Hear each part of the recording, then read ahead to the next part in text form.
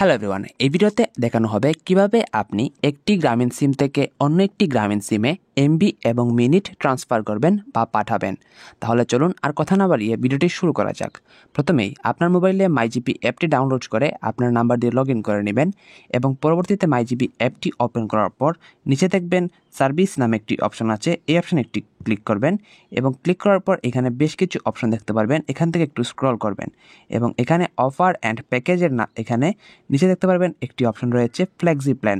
আপনি জাস্ট এই অপশানে একটি ক্লিক করবেন এবং এখান থেকে আপনি দেখতে পারবেন ভ্যালিডিটি রয়েছে। এখানে আপনি যাকে এমবিটা পাঠাবেন মেয়াদটা কত দিনের দিবেন, তো আমি এখান থেকে 7 দিন মেয়াদে দিয়ে দিলাম।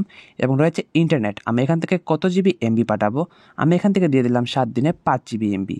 এবং নিচে রয়েছে মিনিট, আমি এখান থেকে কত মিনিট পাঠাবো, আমি চাইলে কিন্তু 0 মিনিটে পাঠাতে পারি, তবে আমি এখান থেকে তাকে 100 মিনিট দিয়ে দিলাম। এবং নিচে রয়েছে এসএমএস, চাইলে এসএমএসও দিতে পারি, যেহেতু এসএমএস দিব না সেক্ষেত্রে আমি 0 অপশনে ক্লিক করলাম। এবং নিচে দেখতে পাচ্ছেন পারচেসিং ফর এত এত, তো আপনি এখানে এই অপশনে ক্লিক করবেন। সেন্ড অ্যাজ গিফট নামে যে অপশনটি আছে এখানে ক্লিক করবেন এবং এখান থেকে একটি নাম্বার, একটা বক্স চলে আসবে। এই বক্সে আপনি যাকে পাঠাতে যাচ্ছেন তার নাম্বারটা দিয়ে দিবেন।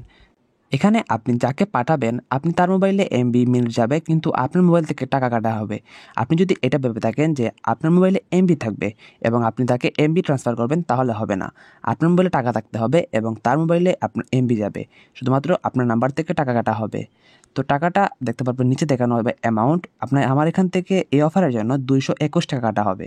তো এখান থেকে দেখতে পারবেন একটি তীর আইকন রয়েছে, এইখানে ক্লিক করলাম। ক্লিক করার পর কিছুক্ষণের মধ্যে দেখবেন আপনার অ্যাকাউন্ট থেকে টাকাটা কেটে নেওয়া হবে এবং তার মোবাইলে এমবি মিনিট চলে যাবে।